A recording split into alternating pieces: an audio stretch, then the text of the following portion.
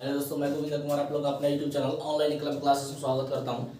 दोस्तों, हम अभी तक आप लोगों को द्विघात समीकरण तक इंपॉर्टेंट क्वेश्चन के बारे में बता दी है। आज हम लोग बात करेंगे दोस्तों समांतर श्रेणी के इंपॉर्टेंट क्वेश्चन के बारे में। ये टॉपिक जो है वो रहे समांतर श्रेणी। समांतर श्रेणी का मतलब अगर तोड़े हम समांतर को तोड़े तो समान जोड़ अंतर, यानी कि हर जगह इसका क्रम का अंतर क्या होगा, बराबर होगा। जैसे हम इसमें ज़्यादा कुछ इसका फॉर्मूला नहीं है, मात्र दो फार्मूला है। जैसे एनवा पद निकालना हो तो टी एन बराबर A plus N minus one into D होता है, और पदों का योगफल निकालना होता है तो एस एन बराबर N by two into two A plus N minus one into D होता है। बस दो ही फॉर्मूला में इसमें जिक्र होगा। जैसे एक टाइप का क्वेश्चन आता है ऑब्जेक्टिव में बराबर देखने को मिलता है, एक क्रम दे देगा। जैसे मान लीजिए दे देगा 2 4 6 8 10 डैश डैश, क्या यह एपी में है? तो एपी में चेक करने के लिए, ये क्रम एपी में है कि नहीं है, इसको चेक करने के लिए सार्वअंतर जो होता है वो बराबर होना चाहिए। कि सार्वअंतर बराबर होता है T2 माइनस T1 बराबर T3 माइनस T2 बराबर T4 माइनस T3, ऐसे ही चलता है इसका। T1 जो होता है वो प्रथम पद होता है, या इसको ए भी बोलते हैं। T2 जो होता है द्वितीय पद होता है, यानी ये हो गया T1, ये हो गया T2, ये हो गया T3, ये हो गया T4, ये हो गया T5। तो ऐसे कोई भी क्रम दे देगा और बोलेगा कि क्या ये एपी में है कि नहीं है, तो इसको चेक करने के लिए आप लोगों को दोस्तों डी निकालना पड़ेगा। डी बराबर फॉर्मूला होता है T2 minus T1 T3 minus T2 बराबर T4 माइनस T3।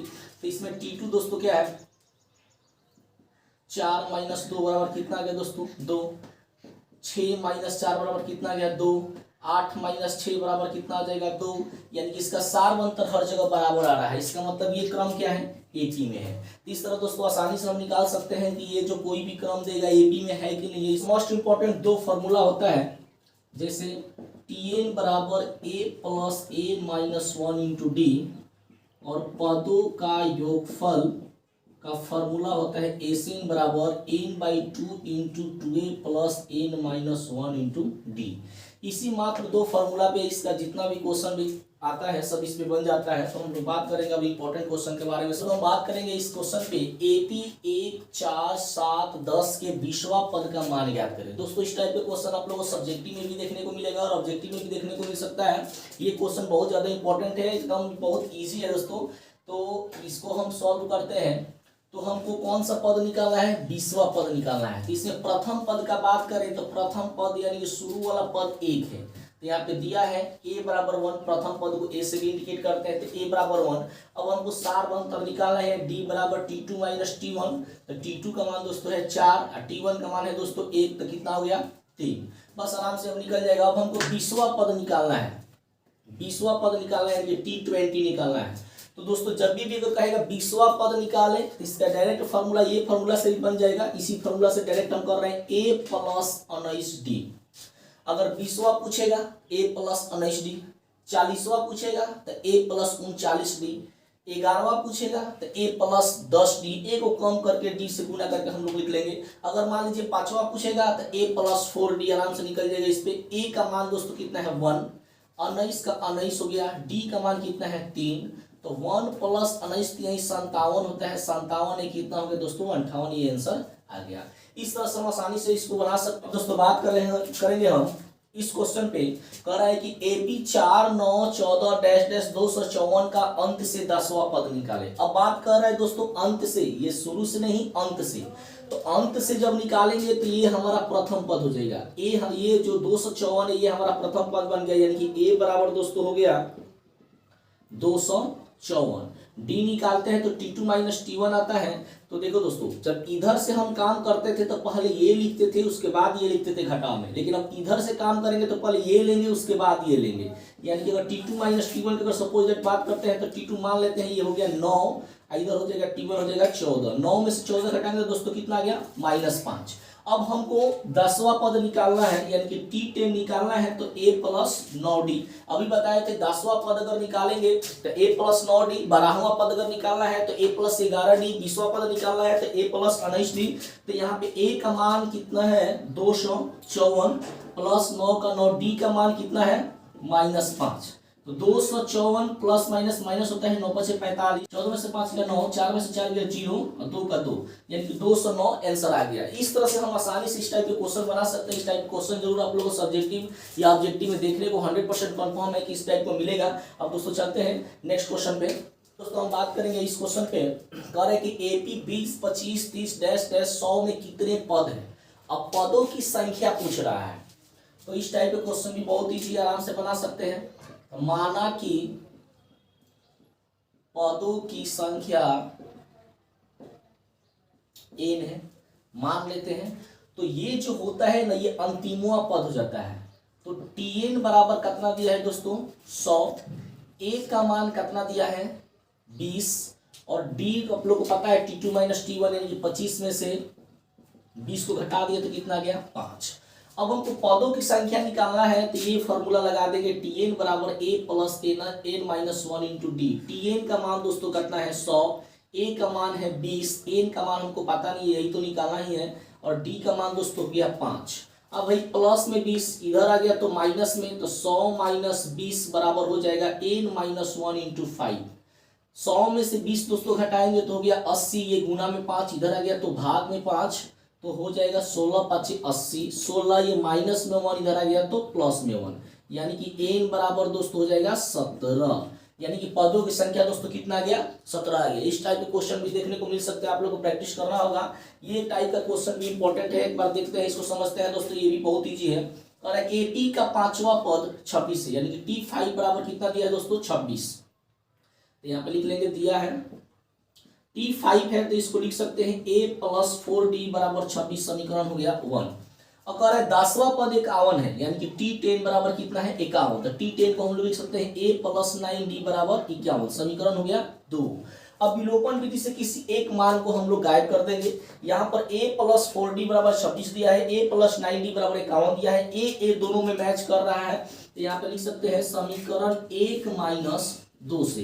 जब चिन्ह एक के जैसा होता है तो माइनस करते हैं, चिन्ह अलग अलग होता है तो प्लस करते हैं। तो a प्लस 4d बराबर 26, a प्लस 9d बराबर 51, घटा देंगे इसको दोस्तों तो ये खत्म कहानी। प्लस माइनस माइनस होता है, 9d में से 4d घटाएंगे तो माइनस में 5d आ जाएगा, और 51 में से 26 घटाएंगे तो 11 में से 6 5 4 में से 2 गया तो 2। अब ये 5 हाथ 25 हो गया, यानी कि d बराबर दोस्तों हो गया -5। अब d का मान किसी में पुट कर लेंगे, d का मान समीकरण 1 में रखने पर ये लेते हैं a प्लस 4d बराबर है 26, a प्लस 4d का मान दोस्तों कितना है -5 बराबर 26, a प्लस माइनस माइनस 5 का 20 26, ये माइनस में उधर गया तो प्लस में, यानी कि a का मान दोस्तों कितना आ गया 6 का 6, 2 2 कितना हो गया 4, यानी कि 46 आ गया। a का भी मान निकल गया, हमारा d का भी मान निकल गया। अब हमको दोस्तों कौन सा पद निकालना है 15वां पद निकालना है, यानी कि t15 बराबर होता है a प्लस 14d। a का मान हो गया 46, 14 का 14, d का मान हो गया -5। 46 प्लस माइनस माइनस होता है 14 5 70, 10 में से 6 गया तो दोस्तों हो जाएगा 4, यहाँ पे बचेगा 6, 6 में से 4 गया हो गया 2, माइनस आंसर। इस तरह हम आराम से इस टाइप के क्वेश्चन को निकाल सकते हैं दोस्तों। तो बात करेंगे नेक्स्ट क्वेश्चन पे, तो कह रहे हैं कि 7 से विभाज्य 3 अंकों वाली संख्याएं कितनी है। दोस्तों ये क्वेश्चन बहुत ज्यादा इंपॉर्टेंट है, इस बेस पे आप लोग को एकदम प्रैक्टिस करना होगा। 95% चांस है कि इस बेस पे क्वेश्चन जरूर डालेगा।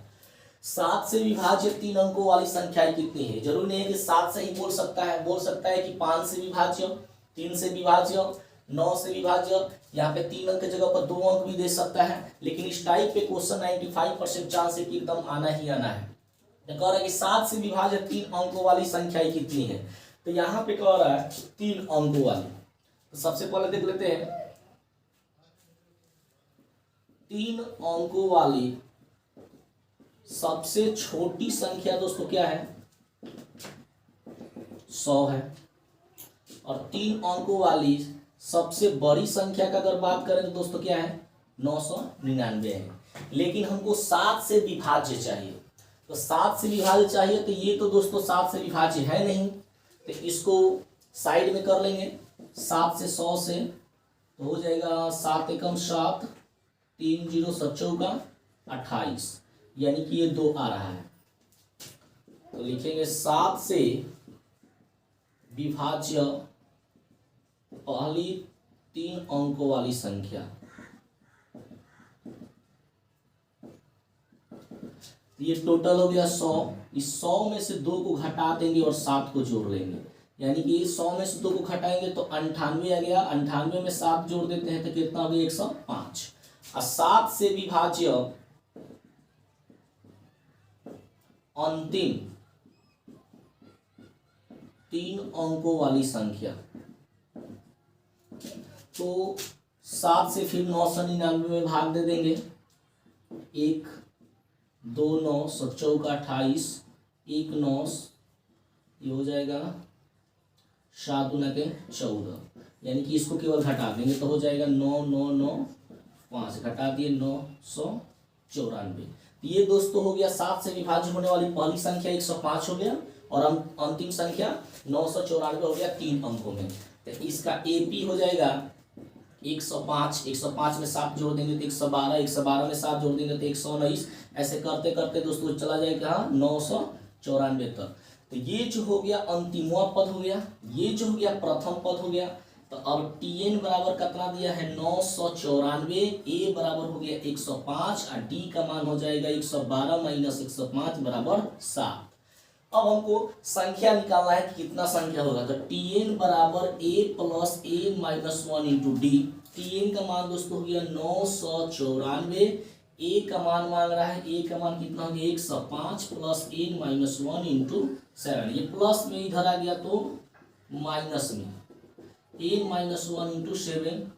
14 में से 5 घटाएंगे तो हो गया 9, 8 का 8, 9 में से घटेगा तो 8, ये गुना में इधर आ गया तो भाग में n माइनस 1।